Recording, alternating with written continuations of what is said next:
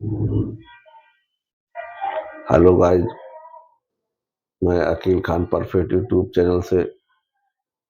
जैसा कि आज दिनांक 7 फरवरी 2025 को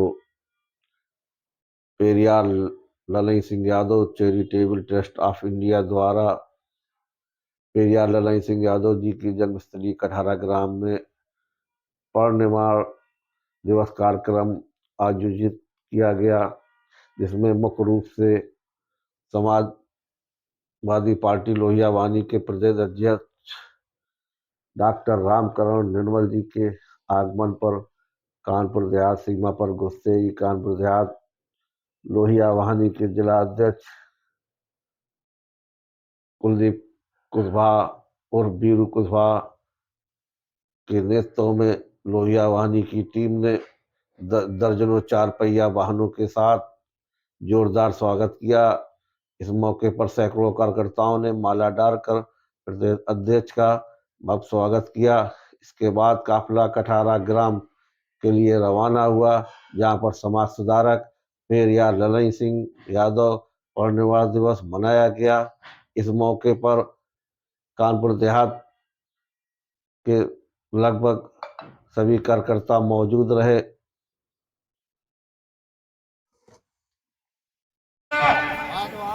क्योंकि मुझे लगता है कि सुशील जी ने पहले ही कहा था समय का अभाव है, लेकिन एक लाइन से मैं अपनी बात समाप्त करूंगा। छोड़ दे ख्वाहिश है, छोड़ दे ख्वाहिश है मनवादी।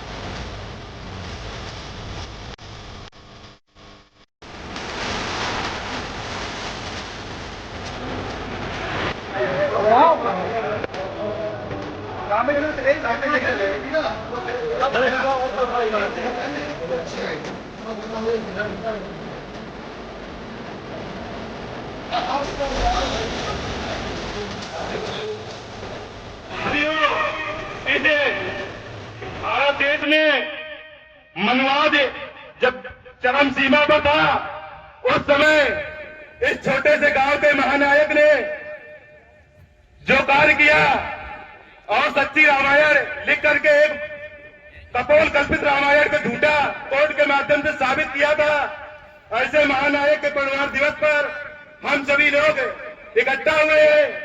इसलिए ये जो कार्यक्रम है हो जाएंगे। जिस दिन उठी हम मूल निवासी युवाओं की फौज, जिस दिन उठी हम मूल निवासी युवाओं की फौज 2 घंटे। हमारे पेरियार ललई सिंह यादव जी जो संघर्ष कर रहे थे उस समय, अगर उस समय लोग 25% उनका साथ देकर आगे बढ़ते तो हमें लगता है आज की तारीख में हम लोग पूरे के पूरे 85% एक तरफा आगे बढ़े हुए होते। आज अगर हम लोग आगे बढ़े हुए होते तो जितनी यहाँ पे साइकिलें मोटरसाइकिलें दिख रही हैं, इससे ज्यादा यहाँ पे कारें दिखती और डरवाने वाले लोग बहुत होते हैं। उनके डर से लोग अपने जो भी काम है वो पूरे नहीं कर पाते हैं। किसी के यहाँ अगर बच्चा पैदा होता है तो सबसे पहले पूछने पहुंच जाते हैं, अरे बच्चा तुम्हारा पैदा हुआ है, आप देखो, आप उसका नाम रखो। और वो तो जितना से ज्यादा जो खराब राशि होगी, जो भी खराब आपकी उन्नति के लिए होगा, वही रखेंगे। तो इसलिए ये स्वतंत्र भारत है, जो भी निर्णय लेना है आपको लेना है। आप अपने बच्चे को कामर लेके अगर भेजेंगे तो वो डॉक्टर, IAS, PCS कभी नहीं बन पाएगा। आप इस बात को नोट करिए। एक जगह हम भागवत के मंच पे बुलाए गए, वहां पे बोलने का अवसर मिला हमें। तो भागवत हो रही थी, पंडित जी भागवत कर रहे थे, तो हमने कहा भाई बहुत बहुत धन्यवाद हमें यहाँ पे बुलाने के लिए, और चंदे के लिए बुलाया जाता है मेन काम हम लोगों को। तो सीधे जब हम मंच पे बोला कि जो हमारे व्यास जी बैठे हैं गद्दी पे, इनका तो सीधे तार भगवान से जुड़ा हुआ है। अब इनको देने के लिए तो मेरे पास कुछ है नहीं, ना तो हमारे पास इनको देने के लिए ज्ञान है, ना पैसा है। अब वो हमारे मुंह तरफ देखने लगे। और रही बात भगवान की, जिसकी मूर्ति लगा के बैठे थे, तो हमने कहा अब ये हम तो पहले देते थे, बाकी जब से हमने जाना है तब से हमने माना है। तो हमें एक दिन भगवान ने सीधे सीधे बोला कि ये बलराम यादव, आप ये कौन सा काम करते हो कि आप इतने बड़े पैसे वाले हो कि आप हमारे ऊपर पैसे चढ़ाते हो, आप हमें पैसे देते हो। दुनिया हमने बनाई है, हमने सबको भेजा है और आप हमें पैसे देते हो। उस दिन से भैया हम मंदिर में पैसे चढ़ाना बंद कर दिए। अगर आप बताइए भगवान के मंदिर में जाते हो, 100 रुपए दे के आते हो, तो आपसे कौन सी बड़ी एक जग जीत रहे हो? आप उनसे बड़े हो, आप इतने बड़े पैसे वाले हो कि आप उनको 150 रुपए दे रहे हो। वो कौन सी शॉपिंग करने जाते हैं? आप इतने लोग बैठे हो, बता दो भैया, कौन से मंदिर से निकल के वो शॉपिंग करने जाते हैं? वहां पे जो शॉपिंग करने वाला बैठा वो लूट रहा तुमको। अभी आप देखिए कितना सब चल रहा था कि भगवान को सर्दी लगती है। अरे भाई, वो पत्थर की मूर्ति है, उसको क्या सर्दी लगेगी? यहाँ पे SC OBC समाज की बहुत सारी जनता ऐसी पड़ी है कि जिनके यहाँ ओढ़ने को नहीं है। अरे जाइए तो उसको कम्बल दीजिए, उसको पैसे दीजिए, उसकी व्यवस्था करिए। जो साक्षात ईश्वर जहां भी है, जिसको बना के भेजा है। आप सब बैठे हैं यहाँ पे, आपको किसने बनाया है? आप साक्षात ईश्वर की बनाई हुई मूर्ति हो। आप किसी मंदिर की मूर्ति पे भरोसा करोगे तो कभी आगे नहीं बढ़ पाओगे। आप इस बात को नोट कर लो। आप अपने माँ बाप से बड़ा कोई भगवान नहीं होता है। मेरा एक निवेदन है कि आप अपने बच्चों को शिक्षित करिए, आगे बढ़ाइए। एक मंच से हमने बोला कि आप बताइए किसको किसको राम राज चाहिए, तो काफी लोग हाथ उठा दिए, ऐसे हाथों में मोबाइल था। तो हमने कहा बहुत सही भाई, राम राज आपको चाहिए तो ये हाथों से आप अपने अपने मोबाइल हटा दो, ये ब्रांडेड जूते कपड़े पहने हो इसको हटा दो, और जिस घर में आप रहते हो वो ऐसे वाले घरों में आ जाओ। पहले ऐसे वाले जो घर चलते थे कच्चे झोपड़ी वाले, आप उस पे आ जाइए।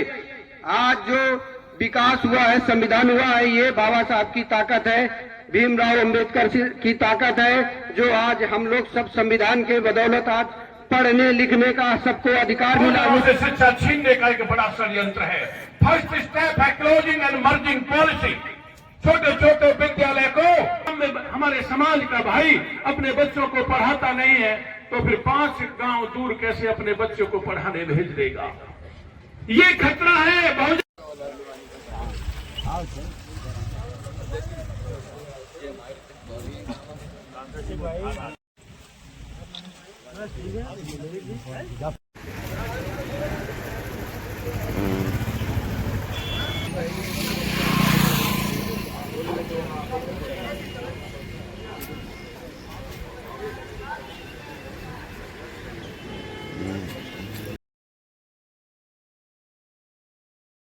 मैं अपने कॉलेज में अपने प्रोफेसरों से बात की कि मैं ललित सिंह जी के ऊपर, रामस्वरूप वर्मा जी के ऊपर शोध करना चाहता हूं, तो तमाम लोगों ने कहा ये कौन है? तो हम युवा पीढ़ी का यह कर्तव्य है कि ऐसे बहुजन समाज में तमाम लोग हैं जो आज वंचित हैं, शोषित हैं, पीड़ित हैं, मुख्य धारा में नहीं है, और कोई भी व्यक्ति अपने साहित्य के द्वारा मुख्य धारा में आता है। तो मैं जितनी भी जनता जनार्दन है उनसे ये कहूंगा कि आप ललित सिंह जी को पढ़िए, आप रामस्वरूप वर्मा जी को पढ़िए, आप अंबेडकर जी को पढ़िए, और इनको पढ़ के आप मजबूत हो सकते हैं, सशक्त हो सकते हैं। संविधान को पढ़िए। आपके लड़के की नौकरी संविधान को पढ़ के लगेगी, वेद पुराण उपनिषद आरण्यक को पढ़ के नहीं। ध्यान में रखना है।